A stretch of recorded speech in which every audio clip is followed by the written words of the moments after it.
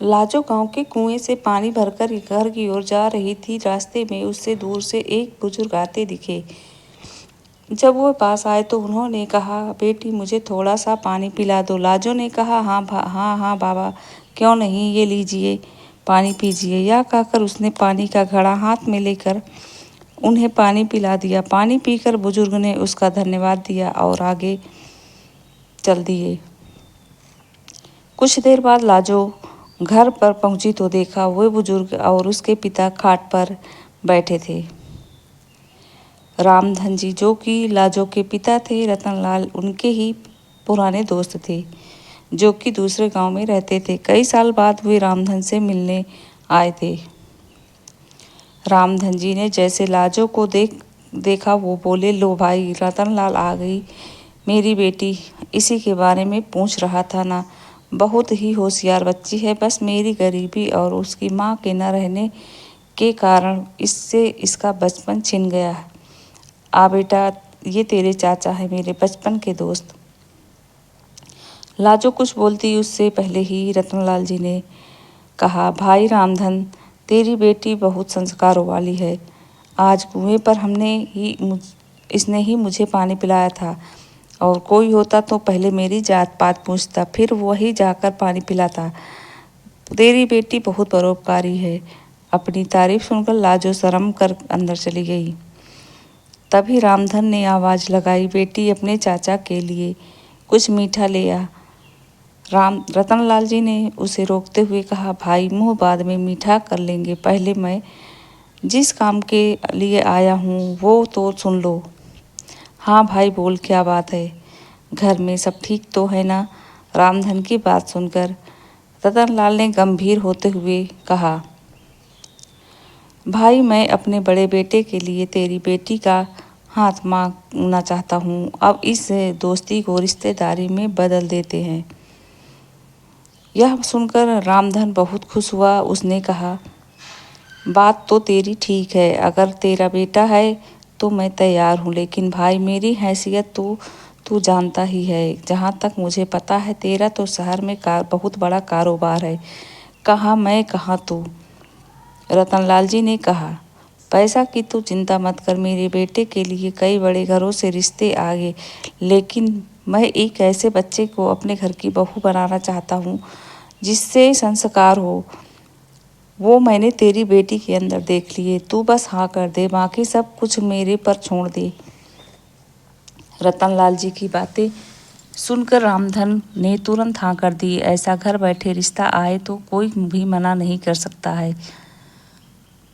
किवाड़ की ओर में लाजो यह सब सुन रही थी। रतनलाल जी ने आगे कहना शुरू किया, हाँ, ये बात हुई ना खुशी की, अब जल्दी से मिठाई मंगा, अब मज़ा आएगा मुँह मीठा करने में। रामधन की आवाज़ लगाने पर लाजो शर्माते हुए मिठाई की प्लेट लेकर आ गई। रामधन ने कहा, बेटी, आज से ये तेरे ससुर हैं, इनके पैर छू। लाजो जल्दी से पैर छूकर वापस चली गई। उसके जाने के बाद रतनलाल जी ने कहा, सर भाई, मेरा बड़ा बेटा सत्यम मेरा शहर का कारोबार संभालता है और छोटा बेटा वंश गांव में खेती देखता है। मैंने उससे सत्यम से शादी के बारे में पूछा तो वो बोला, पिताजी, आप अपने आप देखकर मेरी शादी कर दो। रामधन बोला, हाँ भाई, बड़े नसीब से मिलती है ऐसी संतानें जो माता पिता का सम्मान करे। मेरे तो भाग खुल गए। मैं तो हमेशा इसी चिंता में रहता था कि मेरी इस बिना माँ की गरीब बच्ची को कौन अपनाएगा। रतनलाल जी बोले, बस अब चिंता तुम मत कर, मैं शादी का सारा इंतजाम कर लूँगा। अच्छा, अब मैं चलता हूँ। रतनलाल जी अपने घर के लिए निकल गए। उनके जाने के बाद रामधन ने घर में जाकर लाजो से पूछा, बेटी, तू खुश तो है ना इस रिश्ते से? लाजो बोली, पिताजी, मेरे जाने के बाद आपका ध्यान कौन रखेगा? मुझे नहीं करनी है शादी।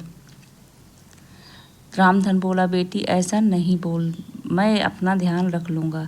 बड़े नसीब से ऐसे रिश्ते मिलते हैं। रतनलाल को मैं बचपन से जानता हूँ, उसके घर में तुझे कोई परेशानी नहीं होगी। कुछ दिन बाद पास के गांव से दो लोग आए और रामधन को शादी का शुभ मुहूर्त बताकर चले गए। उन्हें रतनलाल जी ने भेजा था। अब रामधन शादी की तैयारियों में जुट गया। इसी तरह कुछ दिन बीत गए। रामधन ने अपना खेत गिरवी रख कर बेटी की शादी की तैयारियां पूरी कर ली थी। शादी में से एक सप्ताह पहले एक दिन रामधन अपने समधी से मिलने उनके गांव पहुंच गया। रतनलाल जी ने उसे देखकर गले लगा लिया। उन्होंने अपने परिवार से मिलवाया। अपने होने वाले दामाद सत्यम से मिलकर रामधन बहुत खुश हुआ। रतनलाल जी ने कहा, भाई तू यहाँ आया है, जरूर कोई बात है। बात क्या है? बता क्या बात है? रामधन हाथ जोड़कर बोला, नहीं भाई, मैं तो बस ये बताने आया था कि मैंने शादी की सारी तैयारियां कर ली है। अब एक बार आकर देख लो, कुछ कमी लगे तो बता देना, जिससे आपके मेहमानों के सामने आपको शर्मिंदा ना होना पड़े। रतनलाल जी ने कहा, हाँ, मुझे पता है, तेरे पास एक ही खेत था, तूने वो भी गिरवी रख दिया। उसी पैसे से सारी तैयारियां की है। तुझे मुझ पर विश्वास नहीं था। जब मैंने कह दिया था मैं शादी की तैयारी कर लूँगा, फिर तूने ये सब क्यों किया? रामधन आश्चर्य में पड़ गया। वह बोला, माफ़ करना भाई, लेकिन बेटी की शादी के लिए कुछ तो मुझे भी करना चाहिए। रामधन यह कहकर रोने लगा। उसकी आंखों से आंसू बह रहे थे। तभी रतनलाल जी ने अपने छोटे बेटे वंश को बुलाया और इशारे से कुछ समझाया। कुछ देर बाद रतनलाल जी ने रामधन के कंधे पर हाथ रखा। रामधन सिर झुकाए शर्मिंदा हुआ बैठा था। रतनलाल जी ने कहा, ले भाई अपनी अमानत, दोबारा फिर कभी ऐसा मत करना। यह कहकर उन्होंने खेतों के कागज रामधन के हाथ में रख दिए। रामधन ने देखा, अरे ये क्या है? ये तो वही कागज है तो मैंने गिरवी रखे थे, ये आपके पास कैसे आए? रतनलाल जी ने कहा, वंश आसपास के गांव के सभी लोगों को जानता है। उनमें से ही एक ने खेत गिरवी रखने की वाली बात हमें बता दी, वही यह कागज छुड़ा कर लाया है। रामधन की आंखों से आंसू बह रहे थे। रतनलाल जी ने उसे गले लगा लिया और बोला, भाई खेत की गिरवी रख देगा तो कर्ज कहाँ से चुकाएगा और खाएगा क्या? आगे से ऐसा कुछ मत करना। मैं अपनी बेटी लेने आऊँगा, बस तू मिठाई बढ़िया सी बनवाना। यह सुनकर सब लोग हंस पड़े। रतनलाल जी ने आवाज़ लगाई। वंश ने 50,000 रुपये लेकर अपने पिता के हाथों में रख दिए। रतनलाल जी ने कहा, ले भाई शादी की तैयारियां कर, और वंश इन्हें घर छोड़ा। और हाँ सुन भाई, कल हम 4-5 आदमियों के साथ को तेरे घर भेज दूंगा, वो सारा काम संभाल लेंगे, बस तू चिंता मत करना। रामधन कुछ बोल नहीं पा रहा था। उसके मुंह से बस इतना ही निकला, मेरी बेटी की नसीब खुल गए। यह कहते ही वह कुर्सी पर बैठे बैठे लुढ़क गया। इतनी खुशी बर्दाश्त नहीं कर पाया। उसने अपने प्राण त्याग दिए। रतनलाल जी उसे संभालते, इससे पहले ही वह दुनिया छोड़ चुका था। रतनलाल जी अपने दोस्त से लिपट कर रोते रहे हुए अपने दोस्त की अंतिम यात्रा लेकर उसके गांव पहुंचे। लाजो को जब यह पता लगा, वह रोते रोते बेहोश हो गई। रामधन का अंतिम संस्कार किया गया। रतनलाल जी अपने परिवार के साथ वहीं रुक गए।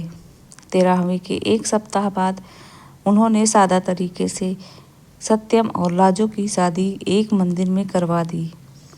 लाजो के चमकते नसीब की खुशी में रामधन अपना जीवन जीना भूल गया था। तो दोस्तों, यह कहानी आप लोगों को कैसी लगी कमेंट में ज़रूर बताइएगा, और वीडियो को लाइक कीजिएगा, शेयर कीजिएगा, सब्सक्राइब जरूर कर